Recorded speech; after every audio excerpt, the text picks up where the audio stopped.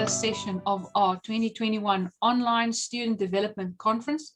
I'm Marilee Works. I'm the chair of SASC, and I'm all on my lonesome today. I don't have any council members joining me, but it's cool because Rina Faria, our guest speaker today, is one of my besties, so we're going to get along like a house on fire. Rina is one of our resident bead experts. She is one of the few people in Southern Africa who actually still works on glass beads from the Archaeological Record. And she completed her master's degree through the University of Cape Town. And today she is going to talk to us about the social context of beads and what beads mean within the respective cultures and the stories that beads tell and what beads can tell us about the cultures from which they originate. Now, bead analysis is a very complicated subject, so we can't cover it all in one session. So today is going to be a sneak peek into the world of bead analysis, and we're going to follow the talk with a few questions. So, Rina, thank you very much for joining us today. Thank you for the opportunity. I appreciate it very much. So we're going to start the presentation now, so you can start screen sharing for us. Okay, thank you very much. Thank you, Rina. Thank you for the platform to tell you that beads actually do tell a story of its own. I just want to quickly get to the area where I've got, oh, there we are, share screen.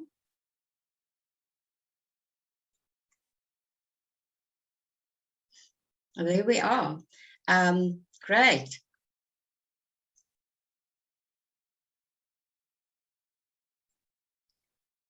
Thank you very much.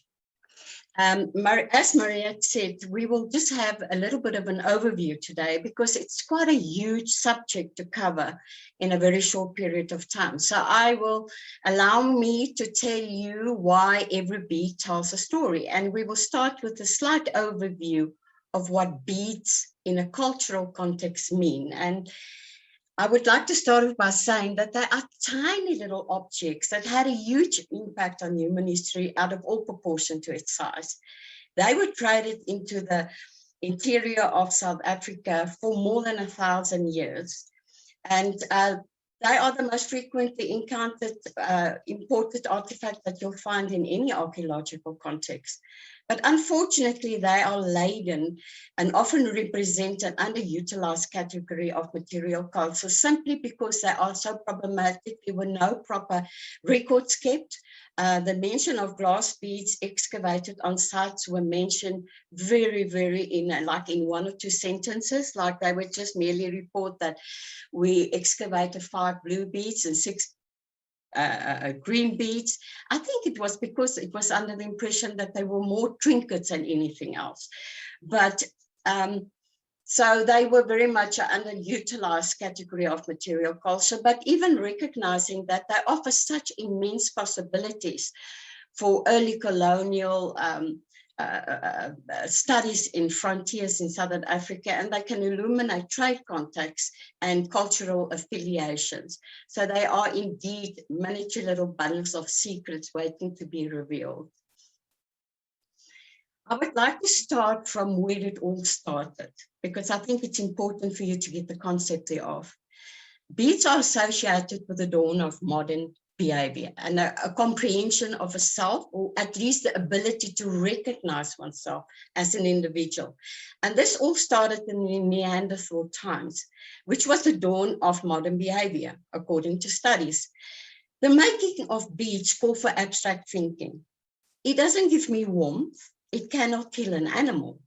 Yet, worn close to my body, it can render concepts of power and individual identity, and it can convey a message. It requires mental ability and cognitive understanding of making a bead, because you've got to visualize an end product, you've got to have a toolkit, and of course, you've got to have the correct raw materials to work from. There is no reason to believe that the meaning of these beads is arbitrary. To the contrary, the rarity of these objects suggests that they are very special.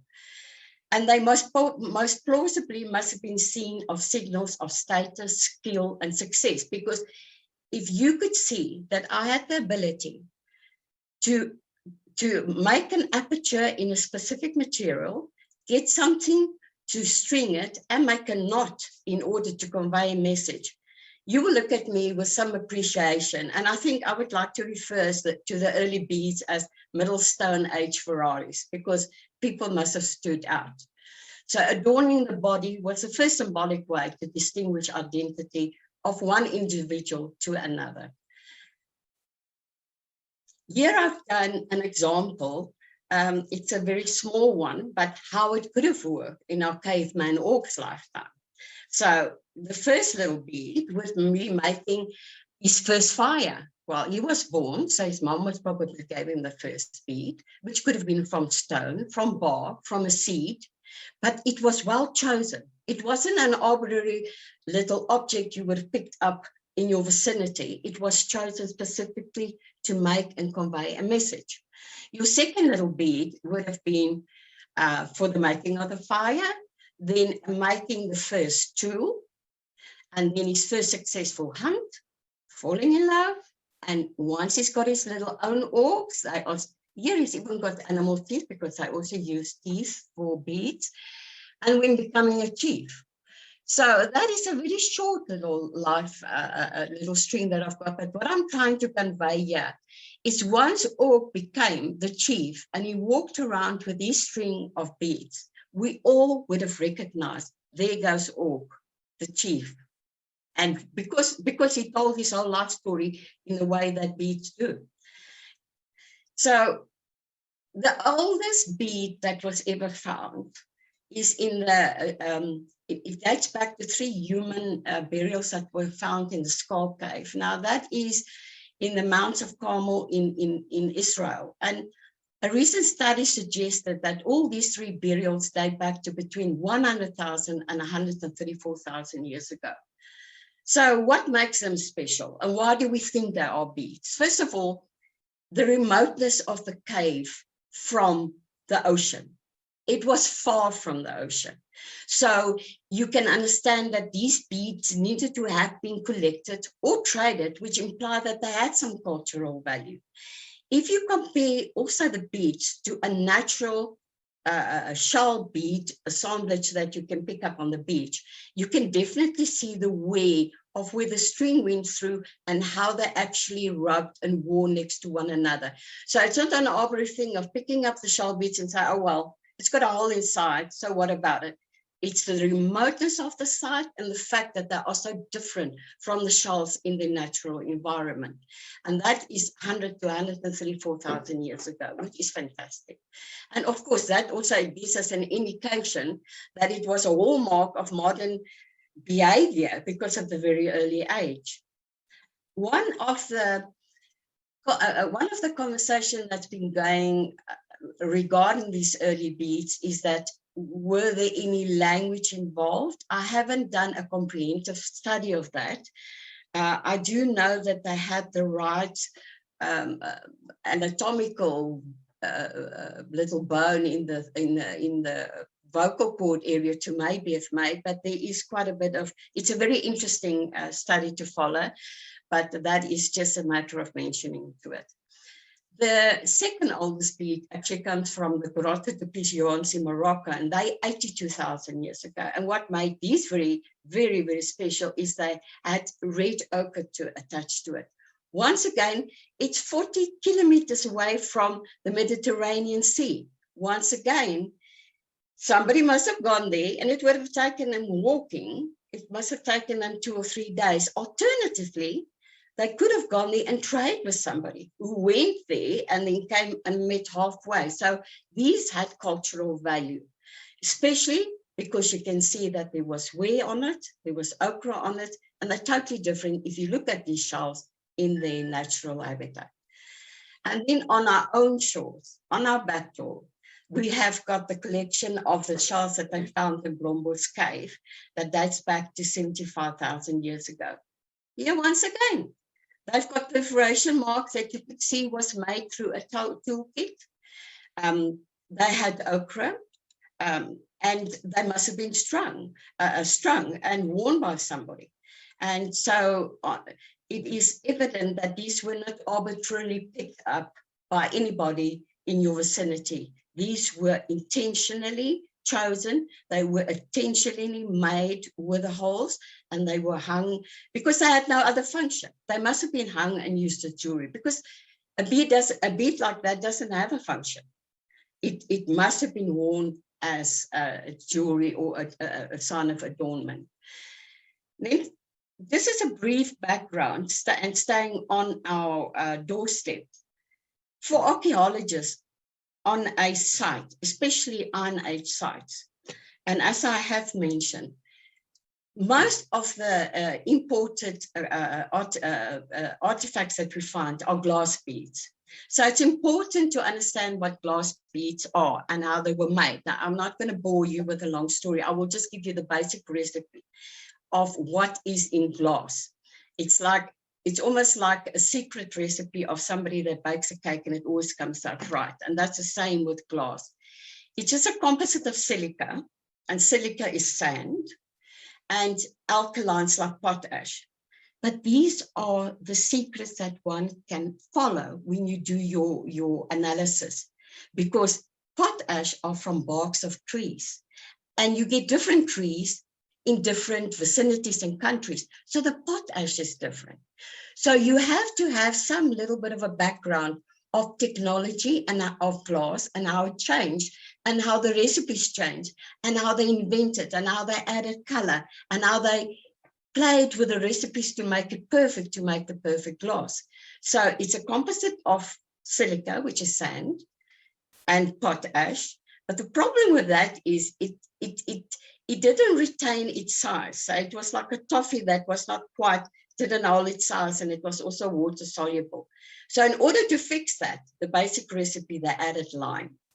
And the lime made it in a workable form that you could create anything there with. And that is how glass is made. And it's important to know that, because as the technology developed, it provides any bead researcher with an indication of the date of a specific glass, especially once we do the lab testing. And the first bead that was ever done is a wound bead. Now, a wound bead it involves the process of drawing a blob of glass out of the furnace and then winding it around a metallic rod or a mandrel. And the reason for that is you want to build up layers of enough glass until you're satisfied with it. It's a very time-consuming job, but those are the first way glass beads were made. It was wound beads. It's very easy to see if a bead is wound on a site. If you lift it up into extra light, you will see that either the striations are running horizontal or vertical. So it will distinguish between whether it's a wound bead or whether it's a drawn bead. The second and most popular way of making beads is a drawn bead. And it's quite incredible actually how it's made, because they would take a blob of molten ash, put it to a blowpipe, whereafter they would just blow a little bubble, which would actually make the little hole in the inside, then attach another mandrel, and the second person would run with that glass to make a long edge and then lay it down, and they would cut it in small and required slices. So you would get these little tubes of glass. Of course, this was very it was very convenient, because you could make thousands of beads instead of making one wound bead. So that is why also in archaeological sites, you'll get more drawn beads than you get wound beads, because wound beads are very time consuming. So I just want to briefly discuss bead analysis with you, because when you are on a site and you do excavate and you do find a bead, the basic questions that always confront you is, whom did it belong to? How old is it? Where was it made? And does it have a story to tell? And in order for you to do the basic analysis of glass beads, is that you will start off, and that is something that takes, like Marilee said, it takes a long time to understand. There are basic formulas that we use that starts with the structure of the bead. Was it drawn? Was it wound?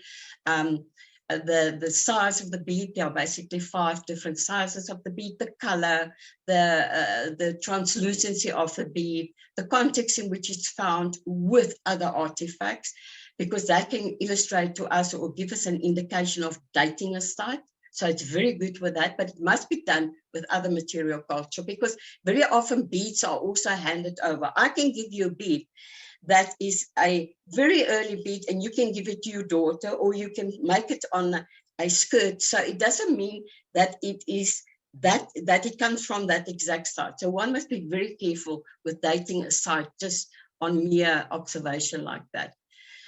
The second option, and that is an option that is left to the finances and the imagination of a researcher, is to get lab assistance, to go to a scientist and say, here's the beads, I need assistance, I need Raman spectroscopy. And there are numerous lab assistants to date beads, and maybe a combination of both methods, your own visual way of analyzing beads together with perhaps lab assistance can help, especially with the European beads, and I'll tell you in a moment why.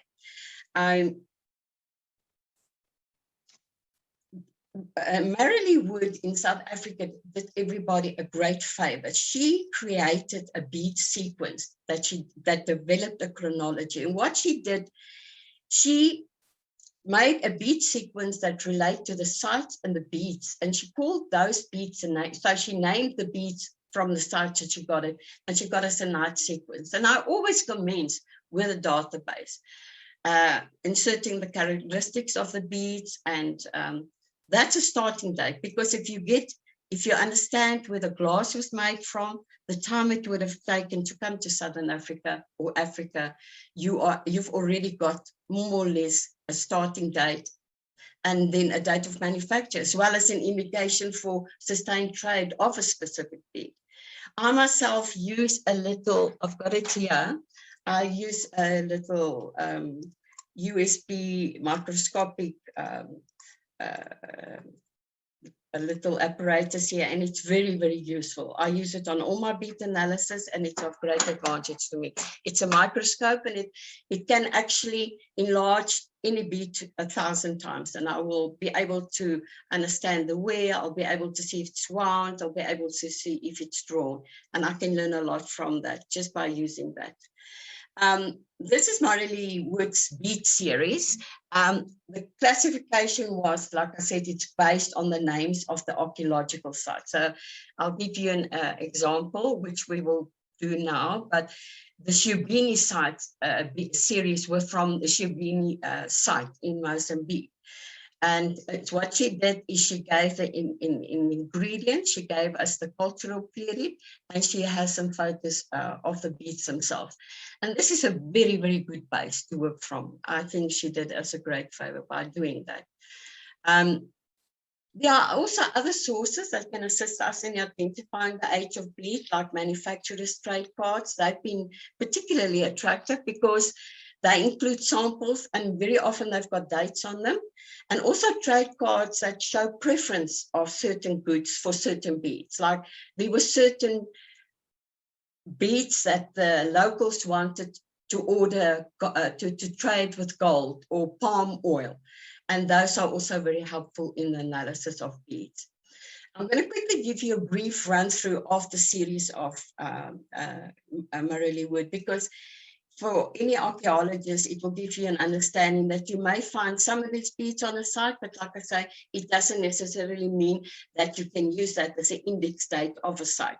But as these beads are passed down, one must keep that in consideration if you look at the other material culture that you analyze on the site. So the first and the oldest one is the Shubini series, and they date back to about the 7th or the 8th series, and they are linked to the Indian port, located on the African coast of Mozambique. The colors are very, you'll see it's got a very soft colors, and it's very pale hues of blue and yellow. And you will see the ends are like basically just cut, or so it's drawn beads, but they are not rounded at all, which is something that I take in consideration when I analyze beads. The second series is the Caesar beads, and you get them from Schroeder and others. As a matter of interest, I found some of these beads in my Kami research for my master's. It doesn't mean that the Kami side dates back to this when this with Caesar beads were first entered Southern Africa, but it must have been passed down.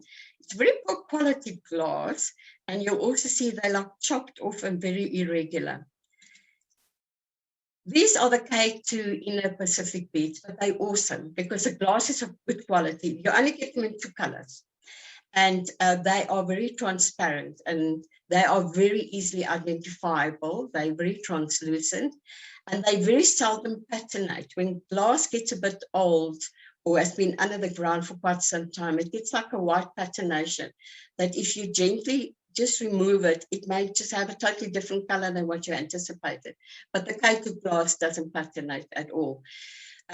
Locally, they also used this specific Kaitu to try and make the garden roller beads. So they would crush these Kaitu beads and put it in a little mold, and they used to try and make beads, but they were not successful. Could be perhaps that they needed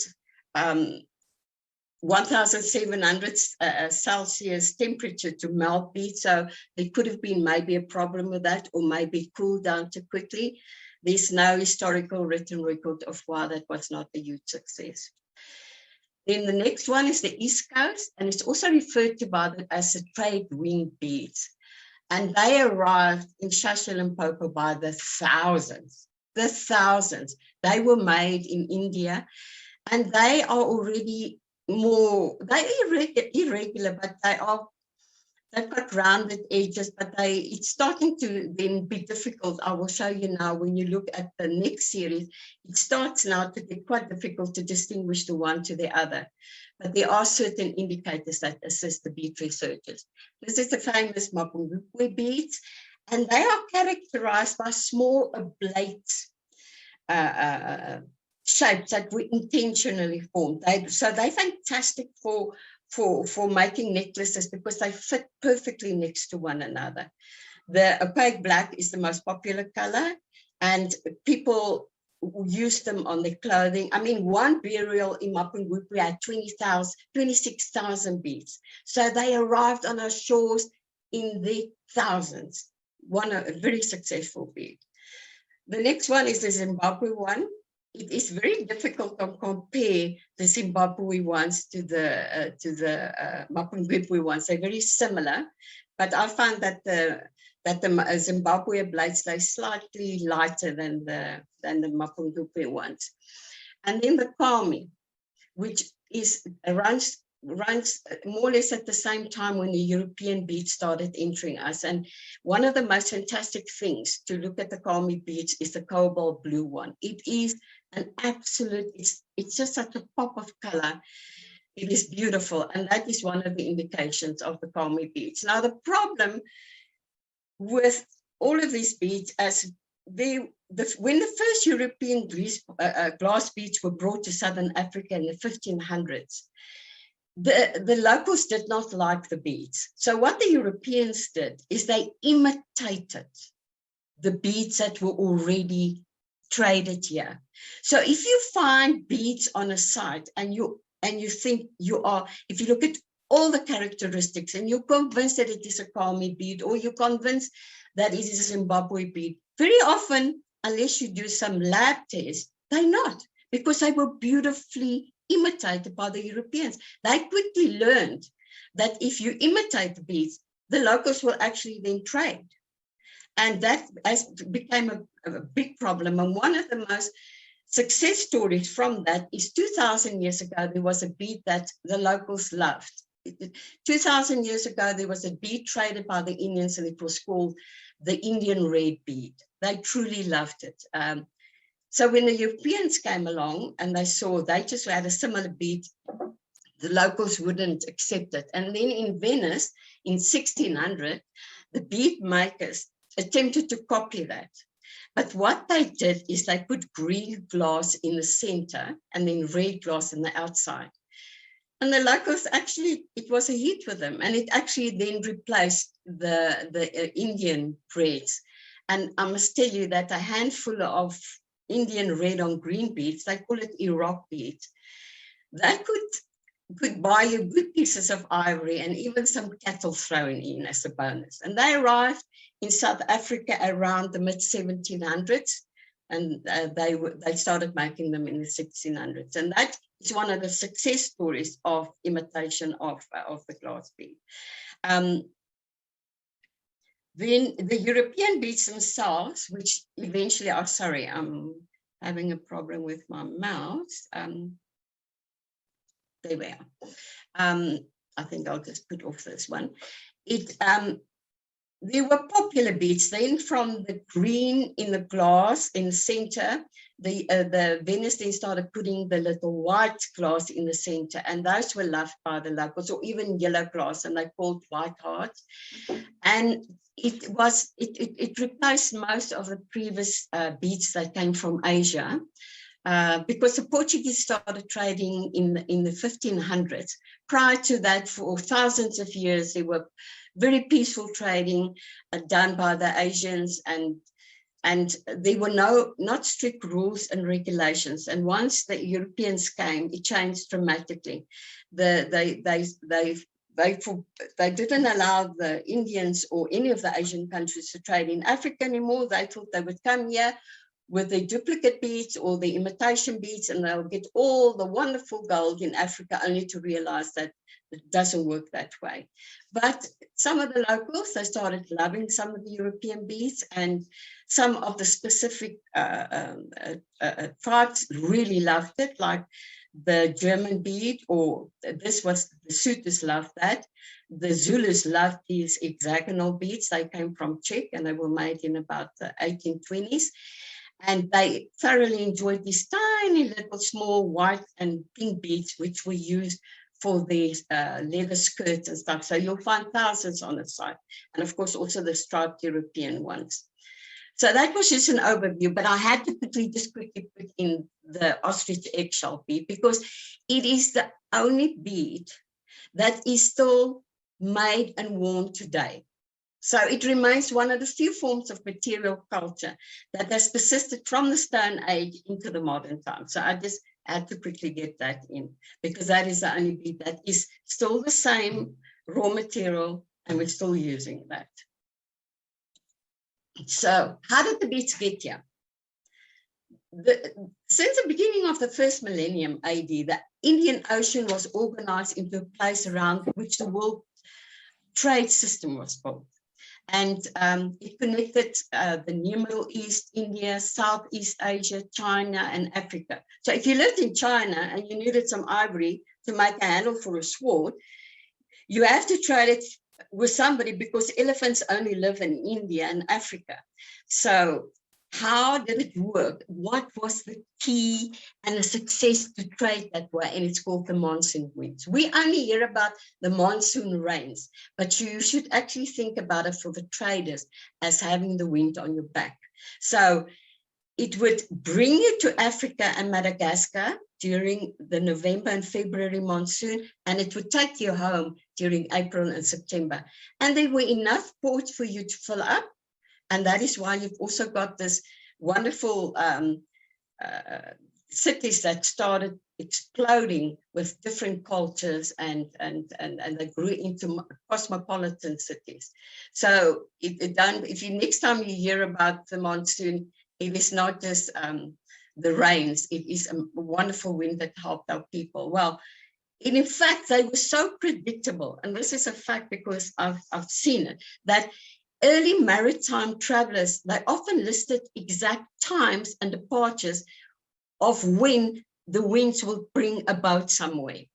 And so the predictable winds meant lower risk, which meant cheaper trade, which meant more trade. And that's how they came into our country, or to the ports. And then you had the middlemen that would bring it to the hinterlands, and people, the middlemen, would be waiting at the ports for the next cargo of beads arriving. So they knew, sorry, I'm having a problem with my mouse, sorry, forgive me. But that is just a quick overview of where did the beads start, what can we find on our archaeological sites.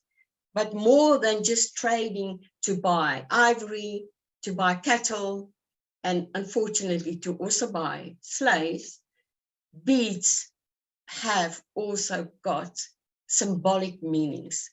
And they are found in many different cultures and societies from antiquity to present day. This study is very important because it can provide technical and cultural information regarding the manufacturer and the user. So they are used in rituals, and they seem to have magical powers and are used to ward off evil. So it is, one mustn't just think when we excavate, they were used. I can very much on the Iron Age side, I can actually tell you where the Rain Man had his hut, or where the medicine person had the hut, merely because of the beads that we will find there. The symbolic meaning of beads always remind me of somebody that we all know about, Madiba, because the year is 1964 and the day is 12th June. And this man sat in a dock waiting for the judgment. And unlike the judge and the attorneys all in their crisp white shirts and their black suits, Madiba sat there and in his own attire, his traditional attire, and it included a necklace made from glass beads. And when he received his sentence, he touched the beads. And that, to me, is very emotional, because I think he thought they can send him to jail, but they will never take him with from what he is, from where he came. And I think the beads worn close to the body made him feel safe. And that is a picture I always remember when I look at glass beads and where it came from. Beads are also used in other circumstances, like in this case, we've got two Maasai people getting married. Now, what is fantastic here is the girl herself, she got a necklace from all the different houses in a village. She's crying, as you can see, Shane. But all the local people gave her a different necklace to wear on a wedding day. And this is a bridegroom, and he's got the necklaces for this very big day. So it shows the bride and groom getting married, and it's symbolic for the people who see it, they understand it, and the good wishes and the love that was used to make the beads will go with them. Here's another example in Ghana where a pregnant woman undergoes a ritual called the belly rope. And what they do is a rope is tied around the belly by a priest to ward off evil when she's pregnant. And once a child is born, and as a seal of its name, a ceremony is performed with the collie beads, and they blew. And they tied and fastened to the wrist of the newborn. These beads symbolize its official acceptance of baby into the family. Yeah, onto the belly beads, the history of the waist beads dates back to antiquity. Many believe that the history began in ancient Egypt, where they were girdles and were worn by women as a status symbol. In West Africa, the tradition was made by a tribe in Nigeria, where it was worn as womanhood, sexuality, femininity, fertility, and they still wear that today. Just taking you quickly to Angola, where there's a symbolic meaning of beads, is once a girl wears this wig. Now, it's important how color indicates a status. This week particularly changed her age category, and she's now a teenager, and she soon will get married, but she has to wear the colors of the wig as it is there. Otherwise, it conveys an incorrect message. The Dinka men from Sudan, now these are made up of thousands of tiny little beads in various colors, and they are supported by a strong wire here at the back. It is an expression of creativity, and it's an important part for the adornment of the Dinka people. As they age, the colors indicate the age of the young men. It's believed that the woman also wears corsets, and that she will only remove it when she gets married. And the young men will only remove it to put a corset of different colors as he becomes a hunter and as he changes his age. So that is still being used in our cultures today. Yeah, I've got Ivana Trump and Buster Rhymes, and they are not wearing necessarily what we define as a bead. And that is something that I would like to quickly bring up, that a bead in the Oxford Dictionary talks about a round object that has an aperture in it that you can string and wear. In archaeological terms, a bead is anything that you can string, made of bone, made of a seed, made of shells, made of seeds, made of glass. So anything that you specifically chose that has a hole in it and you can string and tie it, that is a bead. So in this case, we've got Ivana Trump with a millionaires, and she portrays a picture. She portrays that she represents herself as a well-to-do lady, and Buster Rhymes is a cool dude. And so it conveys messages just in different cultures. Then we get beads of faith. Judaism is possibly the only faith that does not use beads for prayer or divine communication. Many Zangomas or traditional leaders, they will use distinctive amulets or beads, depending on the people that they are working with. The Catholics have the rosary, the Greeks have their beads. So except for the Jews, most cultures have beads of faith. So they've remained with us all the time. People are connected to beads. They create a setting of continuity between the ancestors, and they present the future.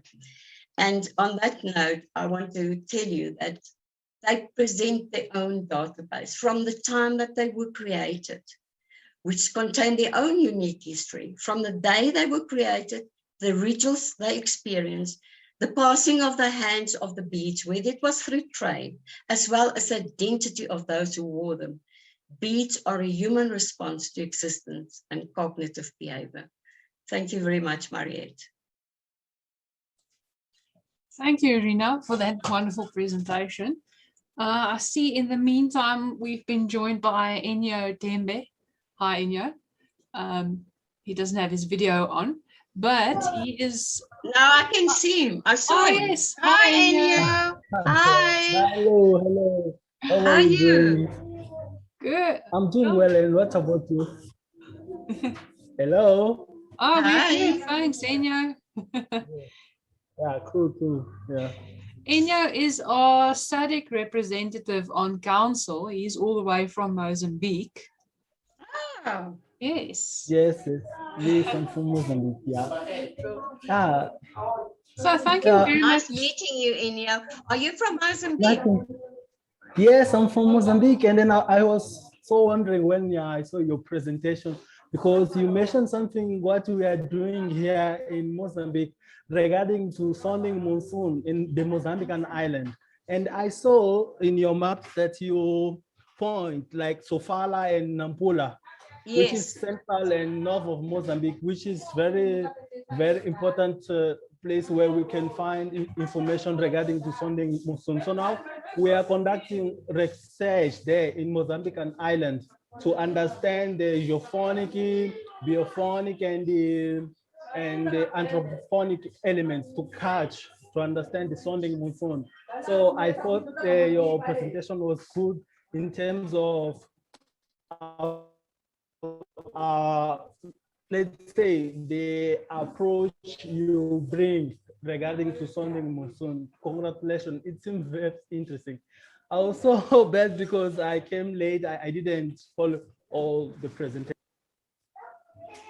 Okay, thank you very much. And I agree with you. And there's an aspect that I think that needs some attention, Enyo, and it's like at this court, I think there's very little literature available about the middlemen that used to go to the courts to receive the beads and then take them to the hinterland.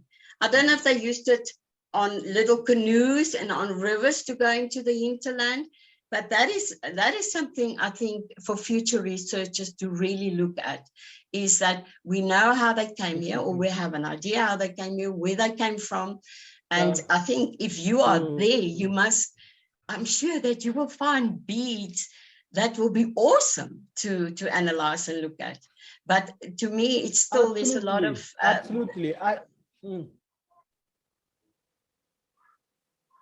there is still, just to me, very Sorry? little literature available on how they actually arrived at Great Zimbabwe.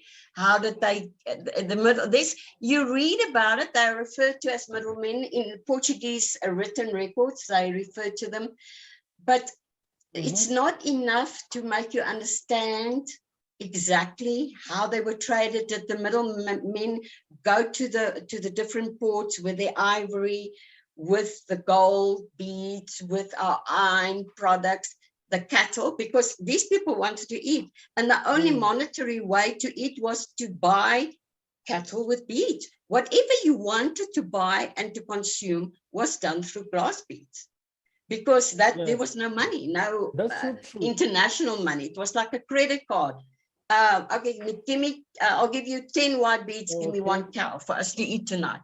Unfortunately, it was also used to buy slaves, which is very sad, but that is the sad part of the beads. And what's to me quite, I get quite emotional when I think about it, that when the slaves were taken on board the ships, they were stripped naked except for a loincloth. And it's to me amazing that many of them, or most of them, luckily they could keep the beads around their necks. So when they arrived in Americas, or where they worked in the plantations, they still had that as a memory of where they came from. And they would often paint their doors and their window panes blue, because it would remind them to home. The blue beads around the neck, and you would find that. So I was delighted that at least they did strip them of the clothing, which is sad, but they held on to their beads around their neck, and they took that, and they still have it today. You know, so it's beads were the first currency on our shores. So the Europeans used it. I mean, from England, they came with their Bibles, and the only way they could actually give the Bibles to the locals is by giving them a bag of beads. I'm sure they threw away the Bible and they used the beads, but the beads played such an important role.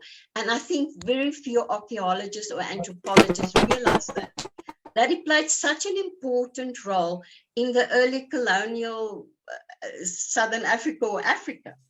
It played a huge role, you know. Do you have any questions for me? Anything else? Oh, just a question from my side, Rina. Okay. Oh, no, sorry, Inya, you can go ahead.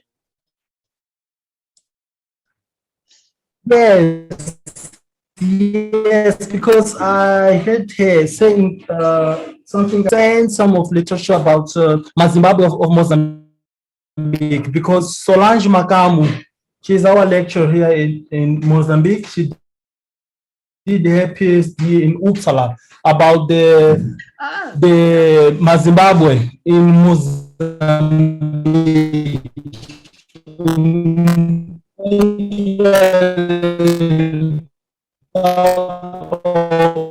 Of Mozambique, and then she also have a very huge chapter where she tried to describe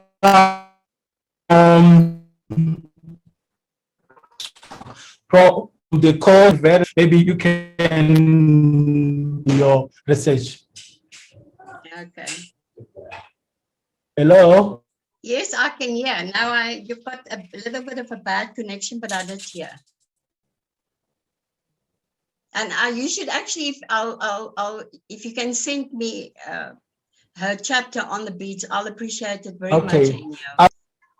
So just one quick question from my side is in terms of our modern use of beads. You know, I think we very rarely take cognizance over which type of beads we're wearing and what it represents. I mean, when I was younger, when I was a teenager, I would often buy strings of beads at, you know, a roadside curio shop, and it would be traditional African beads, and I would wear them without really being cognizant of what they meant, you know, of what they mean to the local people. And of course, I actually, once I realized that, you know, I actually might be offending people through wearing beads that I shouldn't be wearing, I've actually gone and tried and found more, you know, beads of European origin. Yes. When we were in the UK 2 years ago, I actually bought a very nice string of Viking beads. Oh, fantastic. Which remind me a lot almost of the Melifori beads, which it kind of has like a squashed floral pattern. Yes. So, but just along those lines, from, you know, an anthropological perspective, are there any colors that you can like give us some insights from local cultures and local traditions, if they are, you know, red beads, white beads, blue beads, if they still hold any particular meaning today?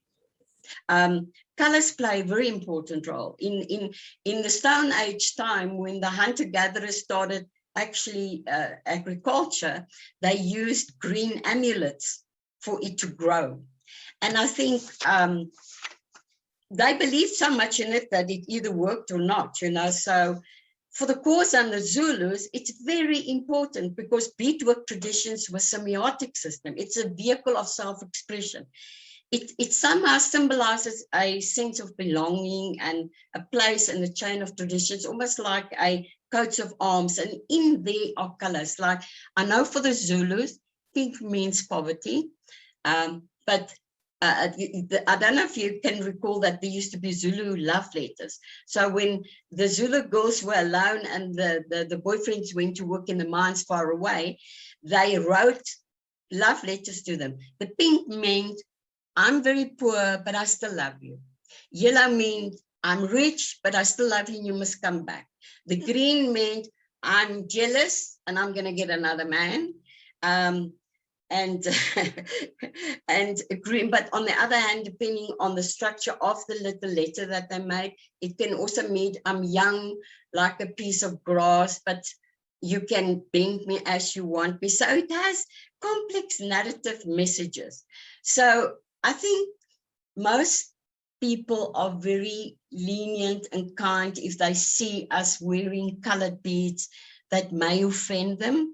But I think they're also aware of the fact that that we are maybe ignorant in that, and they will not be offended by you.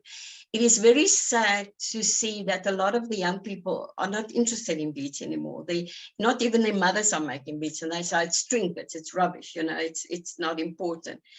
But many of them still remember it. I mean, it's like the ostrich egg shells. We use them today. You see the surfers, they're all wearing their little, and those were traded between people, between the sand people. It was to make an understanding from each other. If I wanted to have an alliance with you, or I did an exchange with you, we would have done it with those beads. And they believed that it also had healing powers. So that is the thing that we've got for it, and it's still with us today. So insofar as colors are concerned, colors are very important. Insofar as our archaeological sites, our Iron Age sites, I remember that when we used to try and determine which hut was the chief's, we used to look for red beads and we used to look for black beads. And then you would, once you've ascertained where the chief was, it was blue for royalty, red for like you, it's the pulsing blood of that specific group of people that live there. You can often find that in close proximity, you will get the hut of the medicine man or the rainmaker. And the important colors to them was green, black, and white. And it's wonderful if you think that those are the site, the huts, and you excavate, you actually find the beads. And you think, well, it correlates. It must have been, you know. And if you look at associated artifacts that you find with it, and that is why the beads can tell you a story. It can tell you a story of who wore it. The body, the skin as such, today, young people, that we put tattoos on our body. It is something that I present to you. And Beets did that for people. Prior to people tattooing their body, they used beads to convey a message to people, to show you what's important to them. It's worn close to the body. So from the time it was made in the fire and the trader's hands and given to somebody, you are the one that gives it the meaning. You are the one that says, this red bead shows that I'm a chief. And beets often, they're not like cows that can duplicate themselves. It can have a baby. Beets have to be traded. So they also use beet to have paid the people to work with them. Like there are, luckily there is literature available for that. And they would pay them in beads that not the red ones, because I'm the chief, I'll give you the white ones or the green ones. So color was indeed a huge, an important factor in beads, and still today. So good example of non-verbal communication. If you understand the symbol, if you understand the culture, then you understand the associated meaning with that. And that is what causes that sense of belonging. I understand what you are trying to tell me, because we are the same. Maybe nobody else understands it, but we understand that. And it gives you a reassurance of being together with you. You understand me. And that is what beads function. And like I say, it is close to the body, you know. Yes. Yes, we spoke about Marilee Enyo. She gave us the first timeline of beads. She was wonderful. She did wonderful work. Yeah, in South Africa. Yes. All right. Well, that is always a fascinating topic for me. And it's actually a pity that we can't have some practical activities, because your lectures are usually accompanied by some form of practical activity. We usually have the bead life chain, which I think some of the students tuning in today will remember this from past student development workshops, where you get to tell the story of your life using beads, where we have white beads to count the years of your lives, and different types of beads, different shapes and sizes and colors representing life events. So how it usually works is we make a life chain, you tell the story of your life through beads, and you give it to another person and they interpret your life. I think that's always a very good exercise, just to convey the idea of, you know, different beads having different meanings and different beads telling stories. And I think also what we did the last time, in order for everybody to understand the trade aspect of beads. You remember we did at the last conference you had in the Magaliesburg, we actually had that I've got oil, we traded beads. It was post-apocalypse. Yes, the post-apocalyptic one, where we were kind of doing future archaeology, when we were looking at we had a bead chart, a trade chart, which showed which beads were traded for which goods.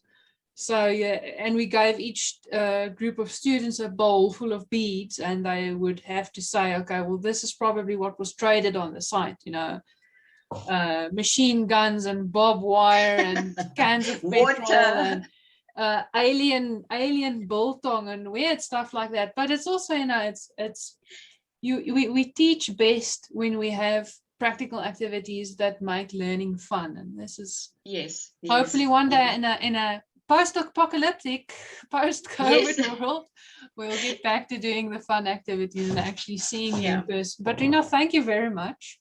It's a From pleasure. me personally, and on behalf of all of Council, we'd like to thank you. To all the students watching, remember to do the quiz that's associated with this presentation, because we'd like to gauge your activity and your interactivity with the learning material, and keep your eyes out for the next presentation. If you watch one a day, you'll be entertained for an entire month.